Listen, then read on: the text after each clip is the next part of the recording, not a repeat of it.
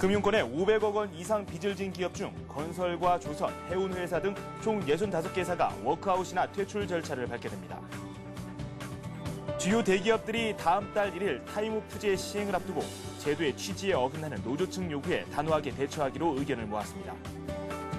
금리는 더 오르고 집값은 내릴 것이라는 전망이 소비자들 사이에 더욱 확산된 것으로 조사됐습니다. 앞으로 은행을 제외한 보험과 증권, 종금 등 비은행 금융사들은 부동산 프로젝트 파이낸싱 대출에 대한 대손 충당금을 지금보다 더 많이 쌓아야 합니다. 네, 라스 성공 전략 2부 시작하도록 하겠습니다. 오늘 우리 증시가 또 조정을 받았습니다. 0.5% 코스피가 내리면서 1729선에 마무리가 됐고요. 코스닥은 0.2% 하락하면서 498선을 기록했습니다.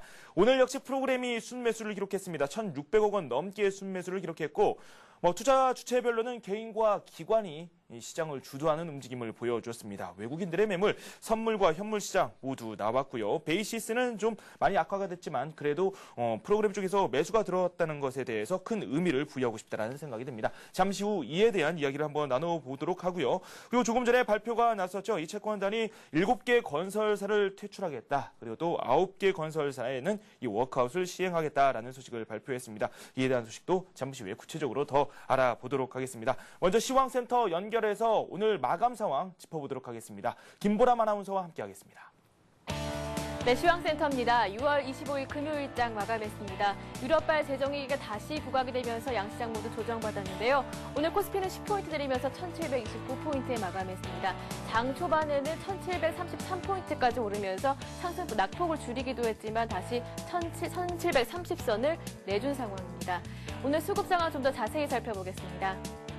개인이 495억 원, 기관이 1,200억 원 넘는 물량을 매수했지만 외국인 쪽 매도 물량이 만만치가 않았습니다. 외국인이 1,500억 원 정도 매도하면서 지수의 하락을 부추기는 모습이었습니다. 코스닥 살펴보겠습니다. 코스닥도 1포인트 내리면서 498포인트에 마감했습니다. 장 초반에는 499포인트까지 오르면서 빨간불을 켜기도 했는데요. 이번엔 60일 이동평균선이 박스권 상단 라인을 부담을 주면서 다시 498포인트에 마감한 모습입니다. 수급 상황 좀 더 자세히 살펴보겠습니다.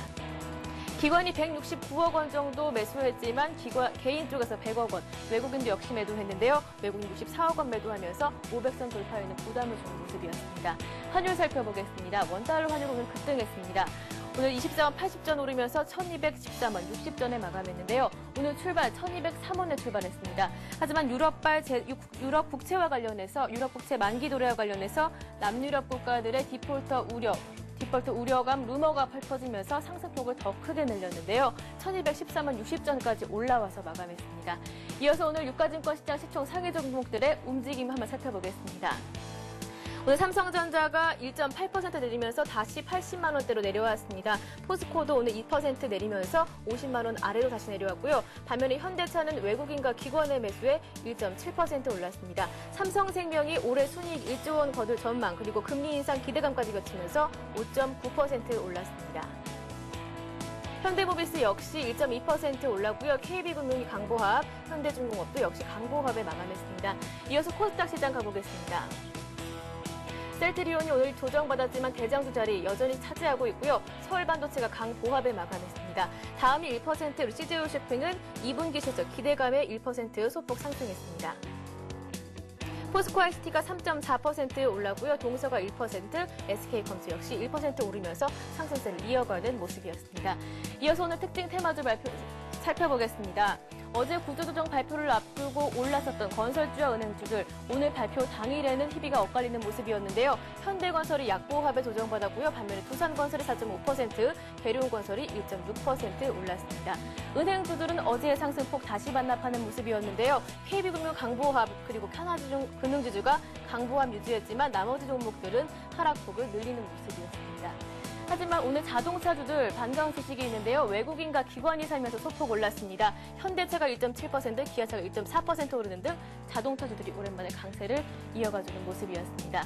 보험주들 업종지수에서 3.5% 정도 쭉 올라온 모습 확인하셨을 텐데요.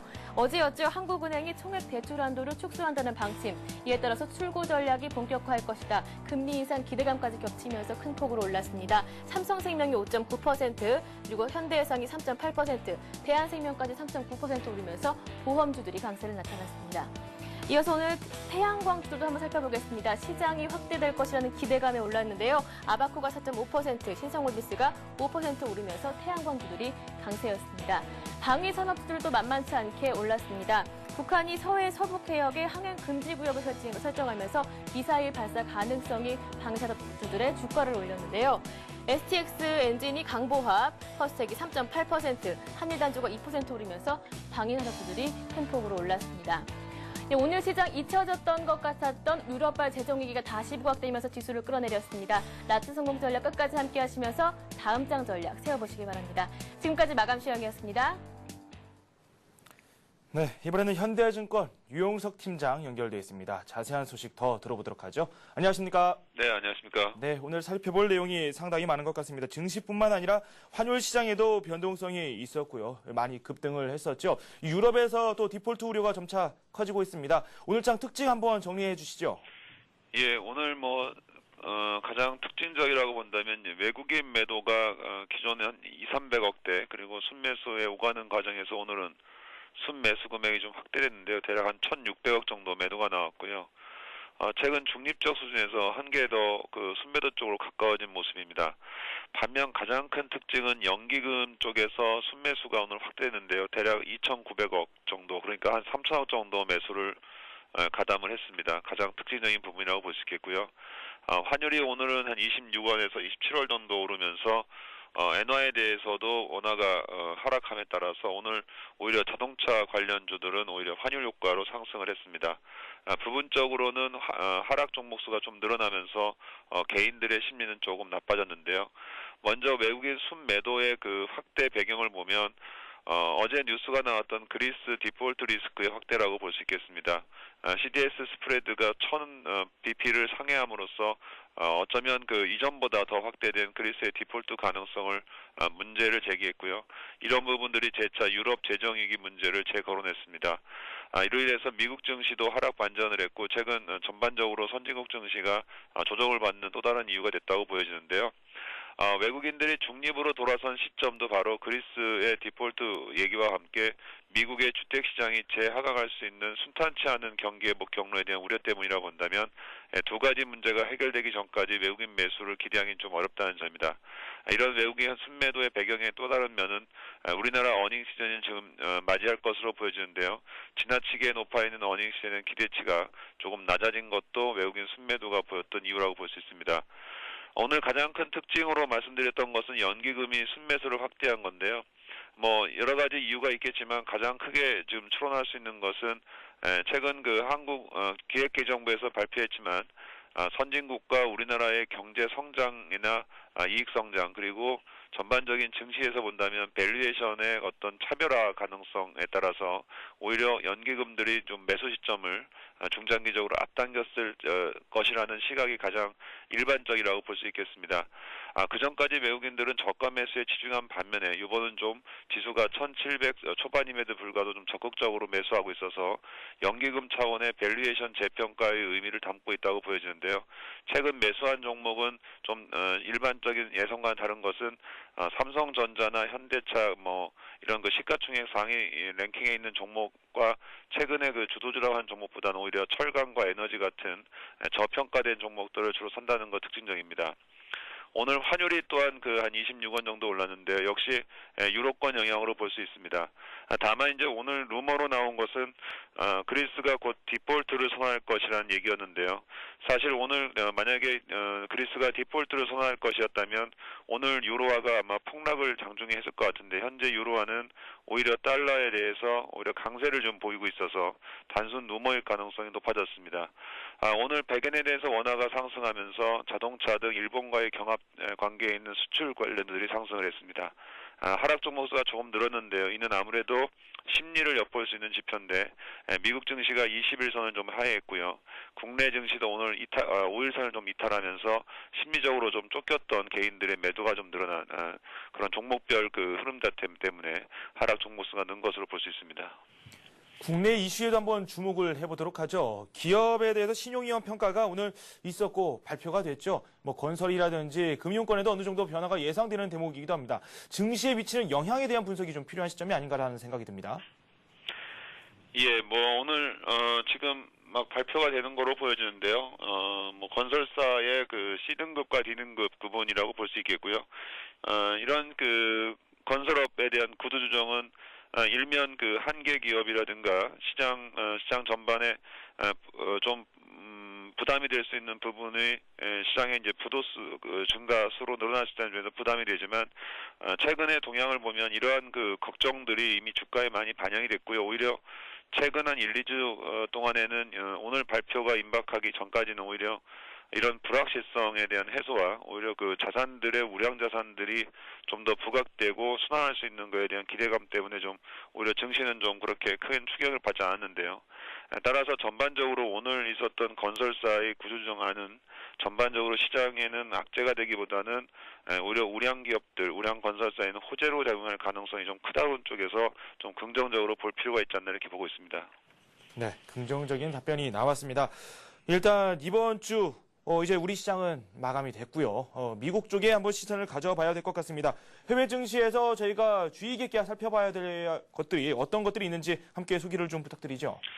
예, 지금 국내 증시는 다른 선진국 증시와는 다르게 좀 선진국 증시와의 이별, 우리말로 이제 차별화, 디커플링 이런 얘기를 할 수준까지 상당폭 그 경기 측면도 개선돼 있고요. 이익 측면도 개선돼 있을 뿐만 아니라 선진국 증시 대비해서 오히려 그 저평가돼 있거나 또는 수급적으로 좀 개선되는 흐름들 때문에 디커플링 과정성이 있는데 반해서 미국은 지금 가장 의존할 수 있는 부분들이 이제 매크로 지표에 대한 기대라고 볼 수 있는데요. 최근에 발표된 기대치처럼 그 조금 그 예상치가 기대에 못 미칠 가능성이 다음 주에도 있어 보입니다.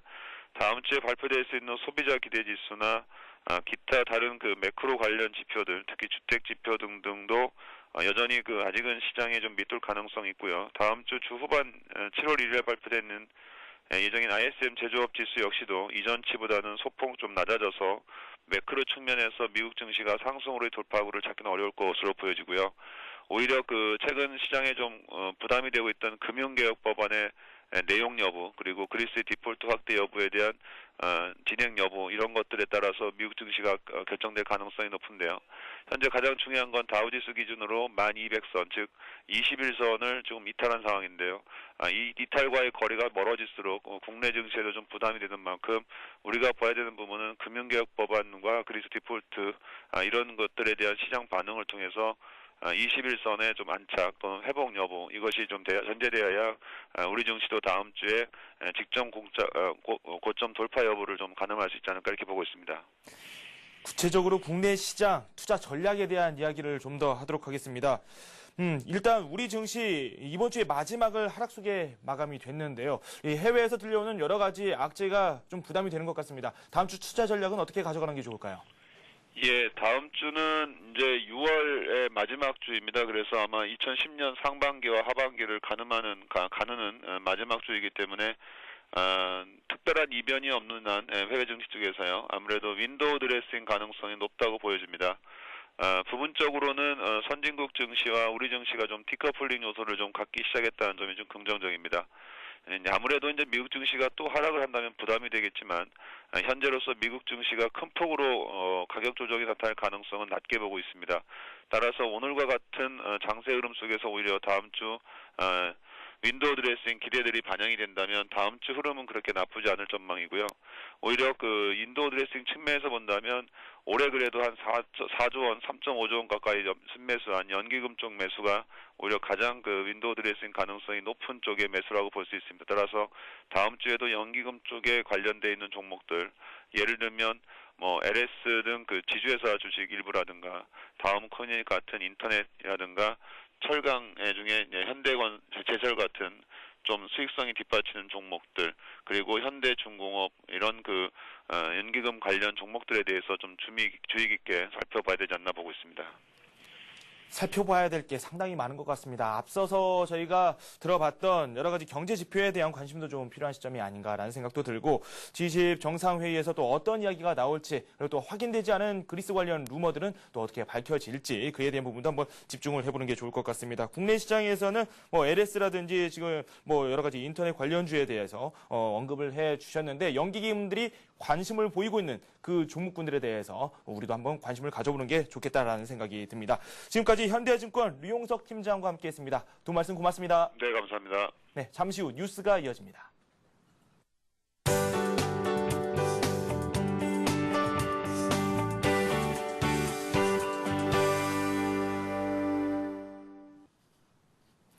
이 시각 주요 뉴스입니다. 금융권에 500억 원 이상 빚을 진 기업 중 건설과 조선, 해운회사 등 총 65개사가 워크아웃이나 퇴출 절차를 밟게 됩니다. 우리와 국민 등 국내 주요 채권은행에 따르면 부실 우려가 있거나 이미 부실화돼 구조조정 대상으로 선정된 기업은 모두 65개로 나타났습니다. 구조조정 대상의 건설사는 16개가 포함됐습니다. 이 중 9곳은 워크아웃을 추진해야 하는 C등급을 받았으며 나머지 7곳은 법정관리나 퇴출 대상인 D등급으로 분류됐습니다. 시공능력 상위 30위권에 포함된 중견건설업체 한 곳도 C등급에 포함됐습니다. 건설사를 제외한 구조조정 대상 대기업 49곳 중 조선업체는 3곳, 해운업체는 1곳으로 확정됐습니다. 주요 대기업들이 다음 달 1일 타임오프제 시행을 앞두고 제도의 취지에 어긋나는 노조 측 요구에 단호하게 대처하기로 의견을 모았습니다. 한국경영자총협회는 오늘 오전 삼성과 현대기아차, LG, 두산, GS칼텍스, 금호아시아나 등 대기업 20곳에 이 인사 노무 담당 임원들이 참석한 회의를 열고 타임오프제 시행에 대한 공동 대응 방안을 논의했습니다. 참석자들은 노조 전임자에 대해 편법적으로 급여를 지원하지 않기로 하는 등 법에 저촉되는 노조 측 요구에 원칙적으로 대응하기로 했습니다. 경총은 노조의 부당한 요구 사례를 수집하는 신고센터를 설치해 운영하기로 했습니다. 앞으로 금리는 더 오르고 집값은 더 내릴 것이라는 전망이 소비자들 사이에서 더욱 확산된 것으로 조사됐습니다. 한국은행이 발표한 6월 소비자 동향 조사 결과에 따르면 금리 수준에 대한 소비자 심리 지수는 2개월 연속 오르며 이달은 5월보다 5포인트 높은 129를 기록했습니다. 한은의 기준금리 인상 시점이 다가오고 있다는 소비자 판단이 계속 늘고 있는 것입니다. 주택과 상가 가격을 전망하는 소비자 심리 지수는 올 들어 5개월 연속 하락하며 기준치인 100을 밑돌며 98을 기록했습니다. 부동산 시장 침체에 땅값도 5월보다 1포인트 떨어지며 부정적 소비자 전망이 우세했습니다. 앞으로 은행을 제외한 보험과 증권, 종금 등 비은행 금융사들은 부동산 프로젝트 파이낸싱 대출에 대한 대손 충당금을 지금보다 더 많이 쌓아야 합니다. 금융위원회에 따르면 정부는 보험사의 PF 대출 채권에 대해 대손 충당금 최소 적립률을 은행 수준으로 상향 조정하기로 했습니다. 이로써 보험사의 대손 충당금 최소 적립률을 정상분류 채권이 0.5%에서 0.9%로 요주의가 2%에서 7%로 각각 올라갑니다. 정부는 증권사와 종금사의 대손 충당금 적립 기준도 은행이 아닌 상호저축은행 수준으로 대폭 강화하기로 했습니다. 또한 종금사의 PF 대출 취급 한도를 총 대출 대비 30% 이내로 제한하는 규제를 신설하기로 했습니다. 증권금융 뉴스입니다. 동부생명이 오는 2010 회계년도 보험계약자 배당을 확정했습니다. 동부생명은 유배당 보험가입 고객을 대상으로 개인보험 92억 원, 퇴직보험 54억 원 등 총 146억 원의 배당을 실시할 예정입니다. 계약 한 건당 개인보험의 경우 약 10만 7천 원의 배당금이 배정됩니다. 미래에셋증권의 미래에셋 엔터프라이즈 주식형 펀드 판매고가 지난 23일 기준으로 1,000억 원을 돌파했습니다. 이 펀드는 글로벌 경쟁력을 보유한 국내 대표 기업에 투자하고 있으며 지난 5월 7일 판매를 시작했습니다. 신한은행은 GS건설과 협력기업 금융지원 협약식을 갖고 400억 원 규모의 상생펀드를 조성하기로 했습니다. 상생펀드는 GS건설이 200억 원 규모의 상생협력예금에 가입하고 신한은행이 200억 원을 더해 조성됩니다. 신한은행은 이를 재원으로 GS건설 협력 중소기업의 대출금리를 1%포인트 낮춰줍니다. 산업은행은 일본 시장에서 270억 엔과 미화 3억 달러 규모의 사무라이 본드를 발행했다고 오늘 발표했습니다. 만기는 2년과 3년으로 각각 1.48%와 1.56%의 고정금리 채권입니다. 산은은 이번에 조달한 자금을 외채 상환 등에 사용할 예정입니다. 오늘 우리 증시가 또 조정을 받았죠. 0.5% 코스피가 내리면서 1729포인트로 마감이 됐습니다. 코스닥 역시 0.2% 내렸는데요. 498포인트를 기록했습니다. 아시아 지역의 하락폭도 점차 심화가 됐습니다. 저희가 개장 초에 살펴봤던 것과는 좀 다르게 진행되는데요. 일본 증시부터 한번 살펴보도록 하겠습니다. 일본 증시가 1.9% 내리면서 마감이 됐습니다. 9,737선에 마감이 됐습니다.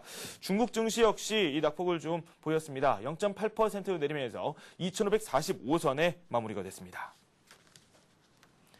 네, 내일은 또 결전의 날입니다. 이 우루과이와 한판 승부가 예정돼 있는데요. 이 8강에 과연 오를 수 있을지 많은 분들이 관심을 보여주고 있습니다. 마음 같아서는 대파하고 올라가는 그런 모습을 보여줬으면 좋겠는데 우리 국가대표팀이 이 힘을 내서 꼭 쾌승을 거뒀으면 하는 바람 다시 한번 가져봅니다. 저는 다음 주에 더 좋은 소식 가지고 찾아뵙도록 하겠습니다. 시청해주신 여러분 고맙습니다.